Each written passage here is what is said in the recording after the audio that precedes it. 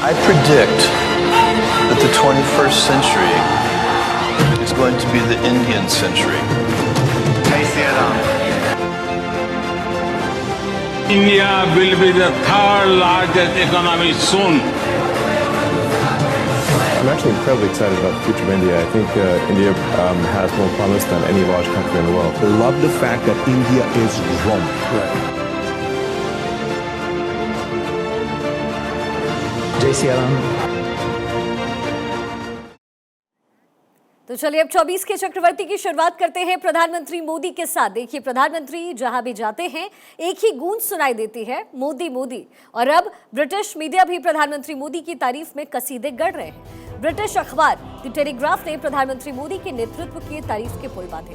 अखबार ने कहा है कि प्रधानमंत्री मोदी के शासनकाल में राजनीतिक स्थिरता प्राप्त की गई, जिससे देश के बुनियादी ढांचे में सुधार का रास्ता साफ हो गया है।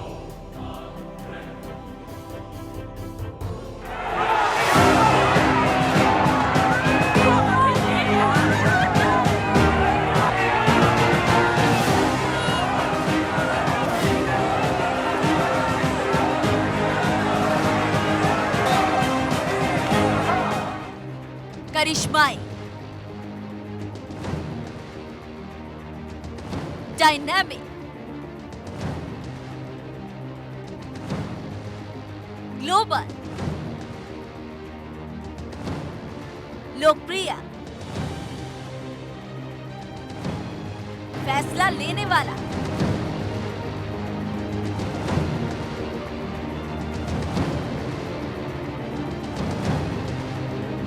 काम करने वाला,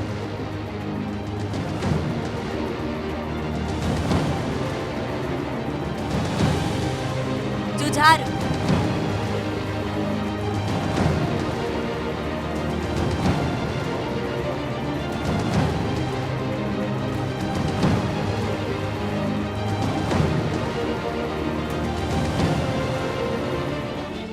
ये सारे शब्द अगर किसी पर पूरी तरह से सटीक बैठते हैं तो वो है प्रधानमंत्री नरेंद्र मोदी।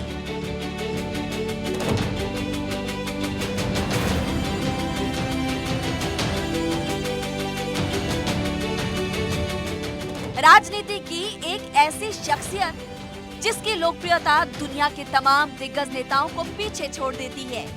क्या अमेरिका, क्या यूरोप, क्या अरब देश के नेता, सभी पीएम मोदी की पॉपुलैरिटी के आगे फीके पड़ जाते हैं। और यही वजह है कि ब्रिटेन के अखबार द टेलीग्राफ में पीएम मोदी की लीडरशिप की जमकर तारीफ की गई। ब्रिटिश अखबार ने लेख में पीएम मोदी द्वारा भारत को दुनिया की तीसरी अर्थव्यवस्था बनाने के वादे को एक यथार्थवादी लक्ष्य बताया।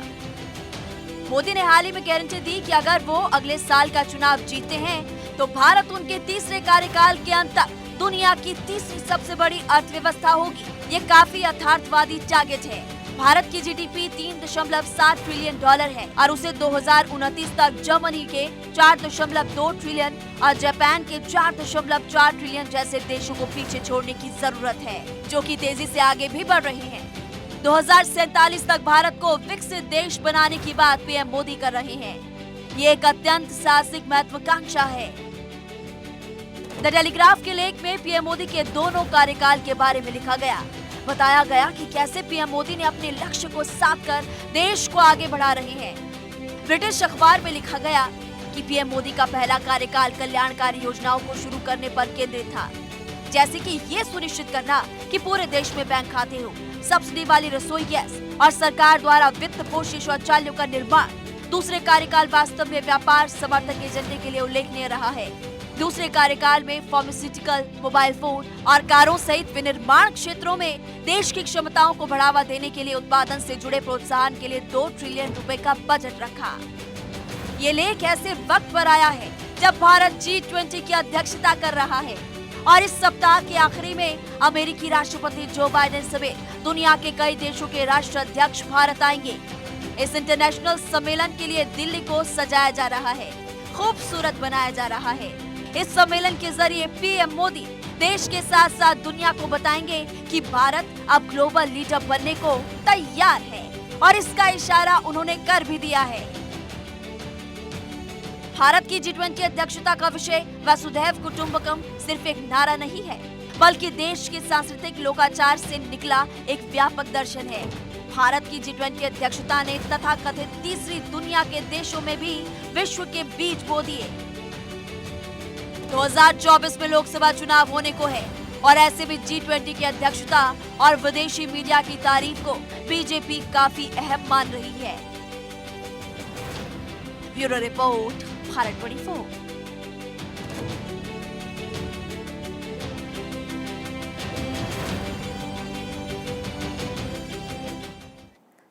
और इसी बीच एक बड़ी खबर मिल रही है। 2014 में प्रधानमंत्री पद की शपथ लेने के बाद नरेंद्र मोदी ने अब तक एक भी दिन छुट्टी नहीं ली है। इसका खुलासा एक आरटीआई रिपोर्ट के जरिए हुआ है।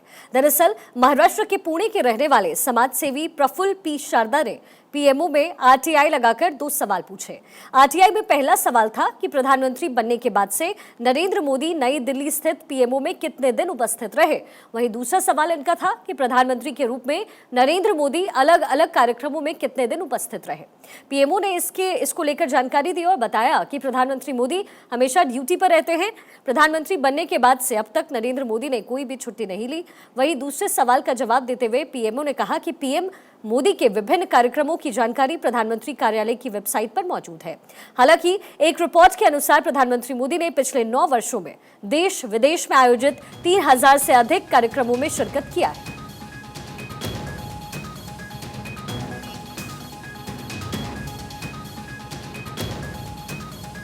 प्रधानमंत्री मोदी के कार्यकाल में उन्होंने कितनी छुट्टी ली है, ये सवाल एक शख्स ने आरटीआई के जरिए पूछा, जिसके जवाब में पीएमओ की तरफ से ये इन्फॉर्मेशन दी गई है और इसमें कहा गया है कि 9 वर्षों में एक भी छुट्टी प्रधानमंत्री मोदी ने नहीं ली और साथ ही जितने कार्यक्रमों में अब तक प्रधानमंत्री मोदी ने शिरकत की है उसकी डिटेल्स पीएमओ के वेबसाइट पर मौजूद है। 9 साल में तकरीबन 3000 इवेंट्स में प्रधानमंत्री मोदी शामिल हुए हैं और इसको लेकर के आरटीआई में ये इन्फॉर्मेशन दी गई है। 2014 से लेकर के 2023 यानी कुल 9 साल और 10वें साल में अगले साल प्रवेश कर जाएंगे प्रधानमंत्री बतौर अपने पद पर बने हुए और अगले साल 2024 में चुनाव है और बड़ा सवाल है कि 2024 का चक्रवर्ती कौन बनेगा, क्योंकि प्रधानमंत्री मोदी की तरफ से साथ ही बीजेपी की तरफ से जोर आजमाइश की जा रही है और विरोधी पार्टी के तौर पर इंडिया भी लगातार उभर रहा है।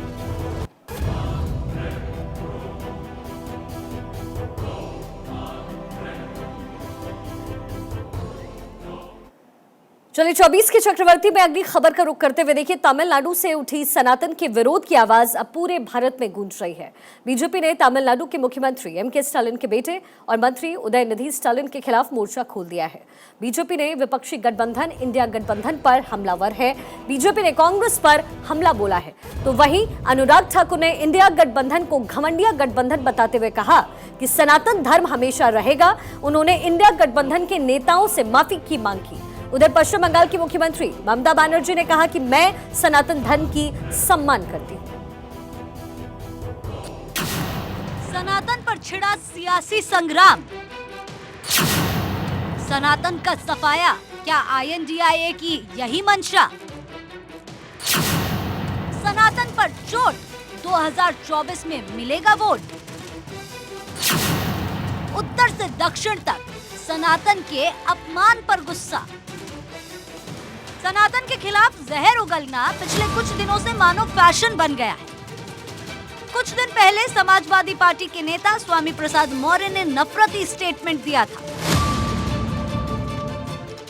और अब तमिलनाडु के मुख्यमंत्री स्टालिन के बेटे उदयनिधि स्टालिन ने आग उगला है, जिस पर केंद्रीय मंत्री राजनाथ सिंह और अनुराग ठाकुर ने जबरदस्त हमला बोला।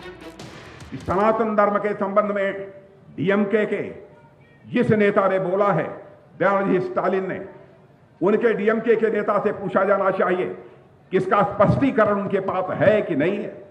उन्होंने कहा सनातन धर्म में बिल्कुल समाप्त कर देना चाहिए। क्या सनातन धर्म जाति पात और मजहब के आधार पर यह भेदभाव पैदा करने वाला धर्म है? मेरे बहनों भाई, सनातन धर्म ऐसा है जो यह संदेश देता है वसुधैव कुटुंबकम का। सनातन धर्म यह संदेश देता है यत पिंडे तद ब्रह्मांडे, जो पिंड में है वही ब्रह्मांड में है, जो जड़ में है वही चेतन में है, जो छोटे में है वही बड़े में है, जो मेरे में है वही तेरे में है। यह संदेश देने वाला यदि कोई धर्म है तो वह सनातन धर्म है। इसलिए मैं कांग्रेस के लोगों से कहना चाहूंगा, गठबंधन में जितने लोग शामिल हैं, INDIA गठबंधन में, सबसे मैं कहना चाहूंगा इसके लिए उनको क्षमा मांगनी चाहिए, नहीं तो यह देश किसी भी सूरत में माफ नहीं करेगा। बहनों भाई, सनातन को कुचलने की हसरत वाले कितने ही खाक हो गए, हिंदुओं को मिटाने के खा पाले कितने ही राख हो गए। सुनो घमंडिया गठबंधन के घमंडियों, तुम और तुम्हारे मित्र रहे ना रहे, सनातन था, सनातन है और सनातन रहेगा। उदयनिधि स्टालिन की सनातन विरोधी टिप्पणी पर बीजेपी अटैकिंग मोड में दिख रही है। बीजेपी ने विपक्षी गठबंधन INDIA गठबंधन पर जमकर हमला बोला, साथ ही कांग्रेस नेता राहुल गांधी को निशाने पर लिया। श्री स्टालिन के पुत्र उदयनिधि स्टालिन ने सनातन धर्म के खिलाफ अपनी की गई बहुत ही बेशर्मी भरी टिप्पणी को दोबारा दोहराया है। आज के अखबारों में उनकी टिप्पणी छपी हुई है। उन्होंने क्या कहा था ये देश को बताना जरूरी है, और उनके एग्जैक्ट कोट को मैं कोट करना चाहता हूं। Certain things like dengue, malaria and corona needs to be eradicated, not merely opposed. Likewise, Sanatan should also be eradicated. तो उन्होंने सनातन धर्म की तुलना डेंगू, मलेरिया और कोरोना से की है। क्या मतलब है इसका?